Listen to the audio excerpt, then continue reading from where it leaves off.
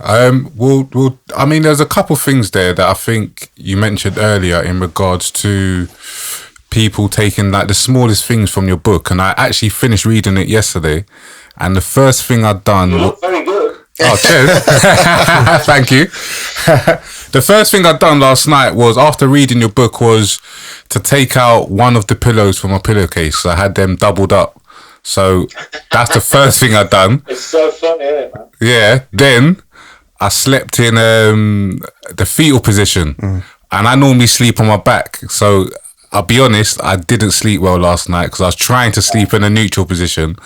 But as I said, I naturally sleep on my back. So I found myself going back to my natural position, which is on my back. But it is those little things that you can take from your book that I guess will improve in the long run. I think so. It's, the thing is about it, it's always a combination of things. Anything in isolation doesn't necessarily work. So all you're experiencing now is there is a natural sleeping position. It's fetal. It's on the opposite side to your dominant side. And we can sleep anywhere, on anything, anytime. Yeah. We're human beings.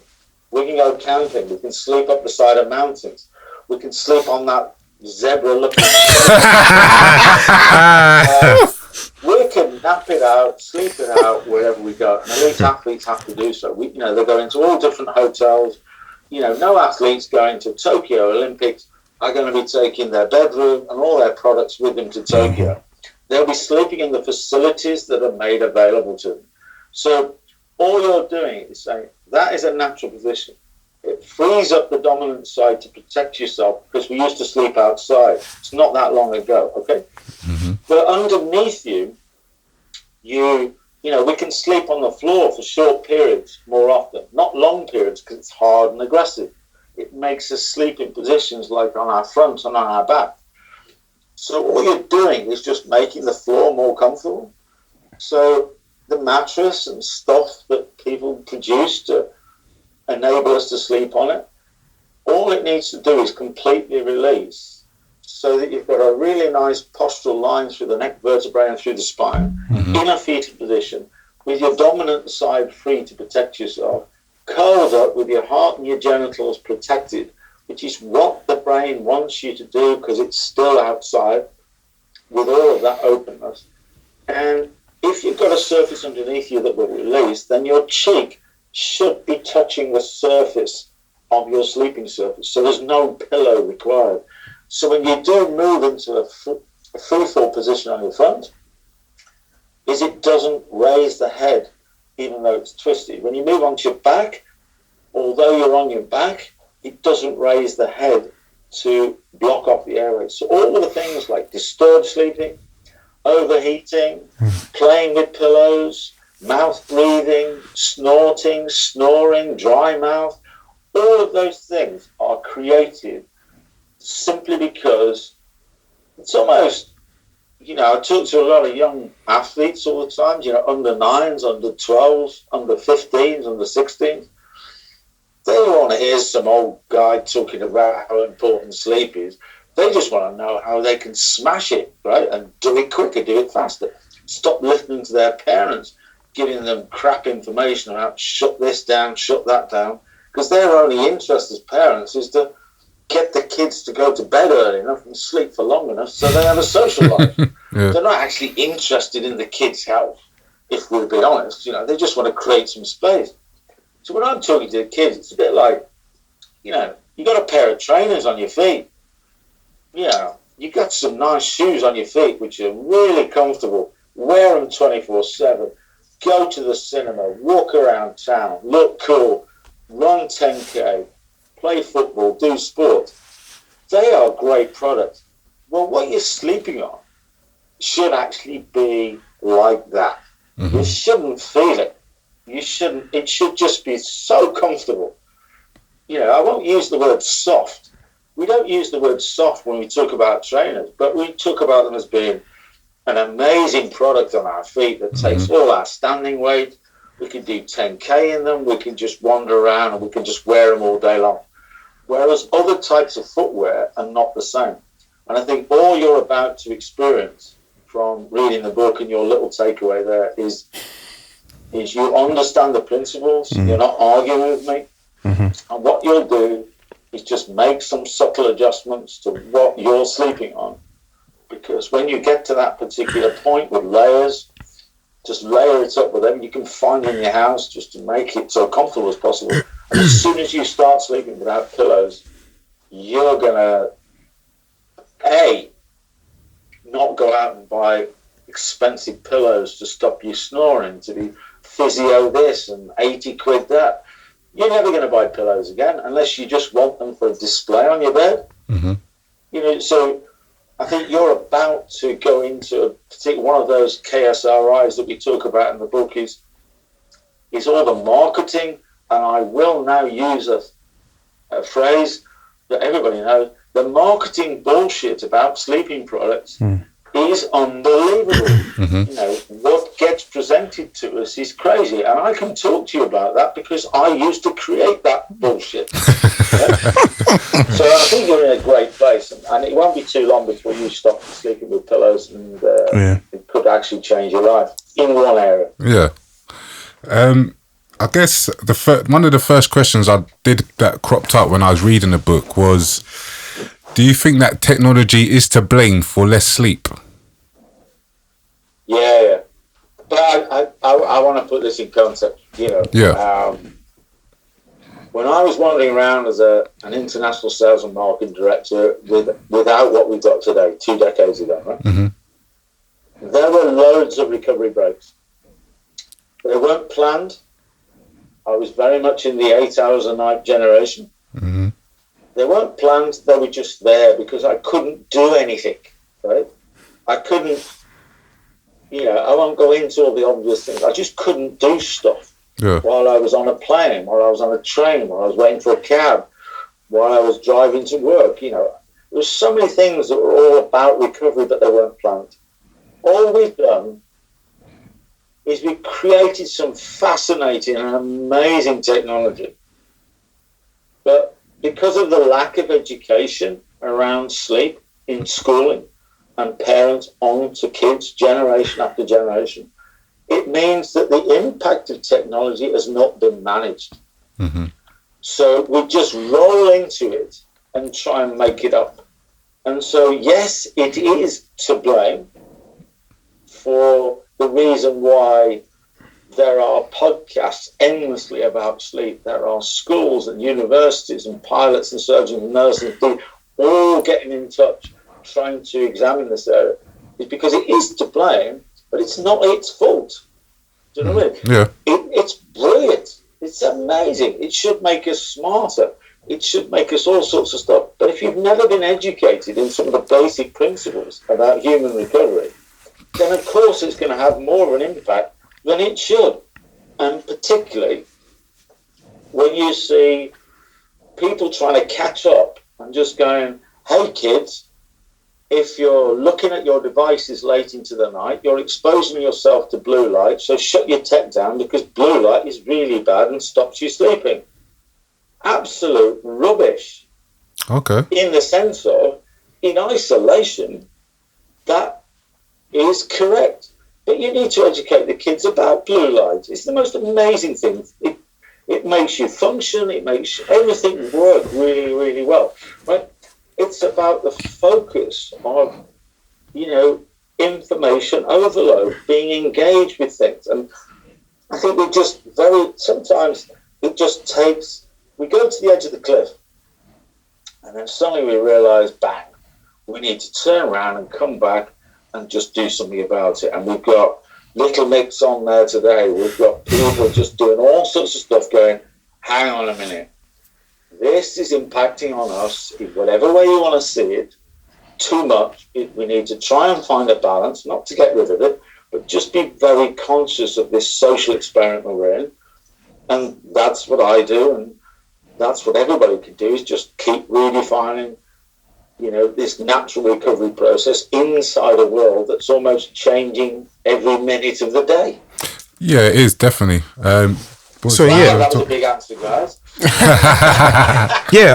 Sorry, as you were speaking, it just kind of like occurred to me because I was listening to, I think it was Talk Sport maybe about 2 weeks ago, and Mario Melchior was talking about how Marcel Desailly introduced him into taking small naps to increase his recovery, but at the same time so he can be a bit more energetic. So he went into a little story, but didn't necessarily want to go into that. But I was thinking about what you were saying in the 90s as to it being frowned upon at the time as to sleeping and stuff like that, and that demand obviously has been met in regards to other sports, whether it's running or athletics, which is the same thing, rugby, etc. But do you think that demand is now not being met, but there is now demand for the everyday person, myself, Mace and French, as to really engaging in and taking in information in regards to sleep? Because every day, obviously, we're talking about how we're tired, X, Y, Z, so on and so forth, because life has sped up, obviously, exponentially. Yeah. Well,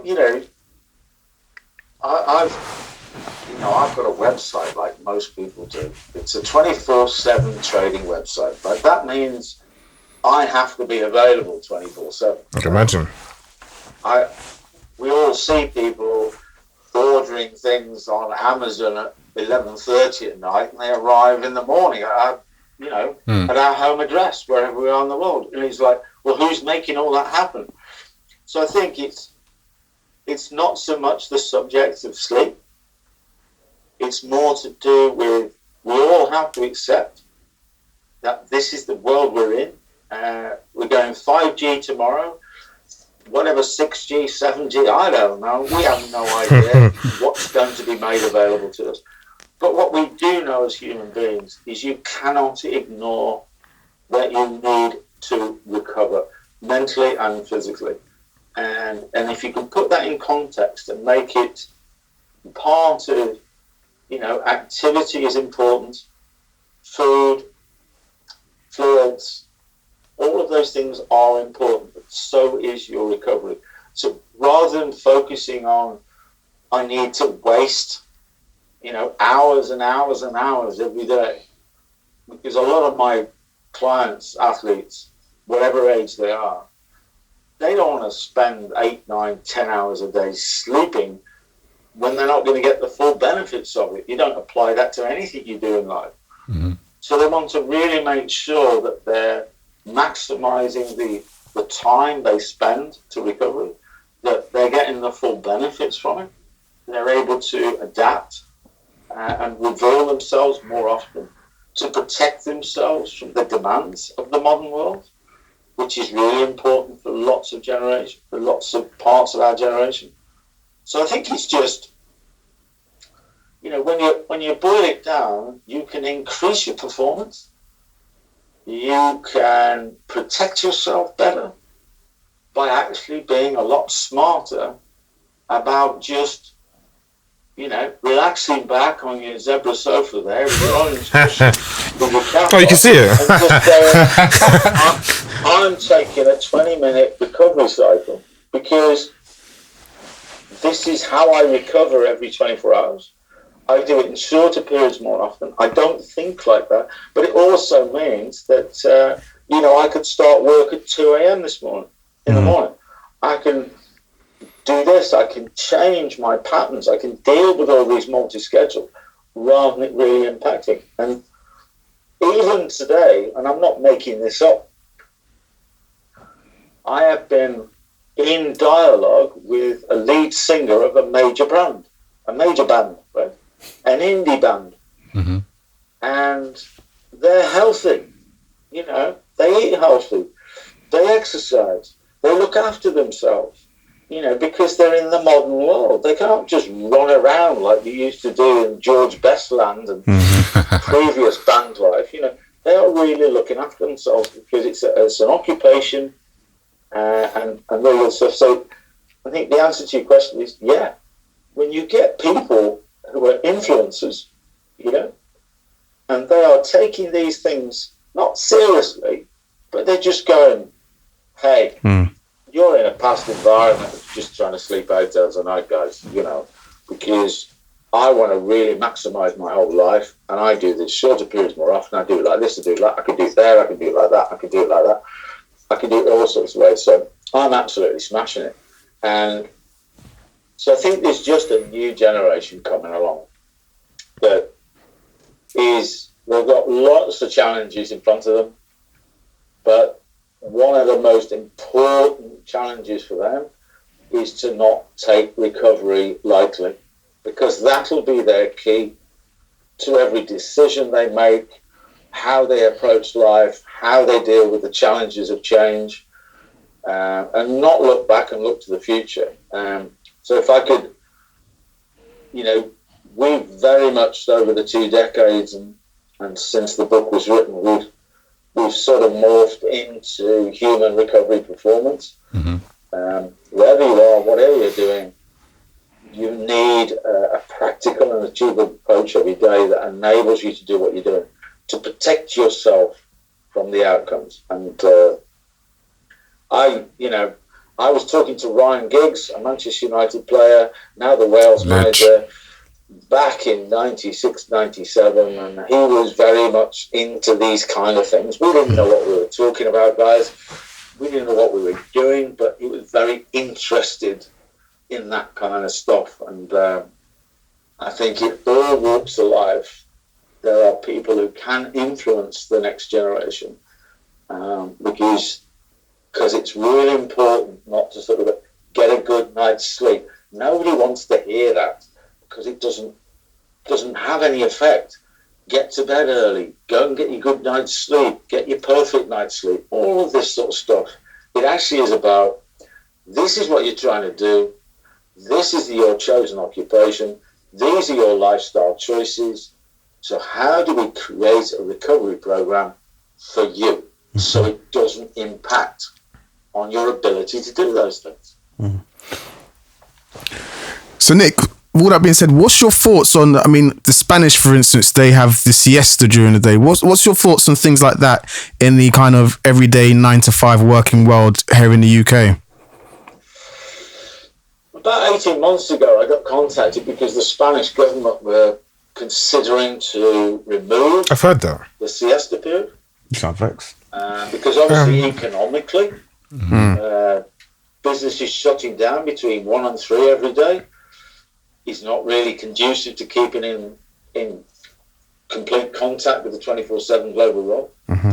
But the reality is there's very few Spanish people who actually sleep between 1 and 3. Yeah. In certain parts of the traditional parts of Spain, they may do that. But all they're doing is taking time out. They're still active. They still do other things. But, it is it's a midday period that's perfectly natural for a human being to take some time out. Now, maybe 1 till 3 is a bit excessive, but it is something I came across in sport a long time ago and still relevant today.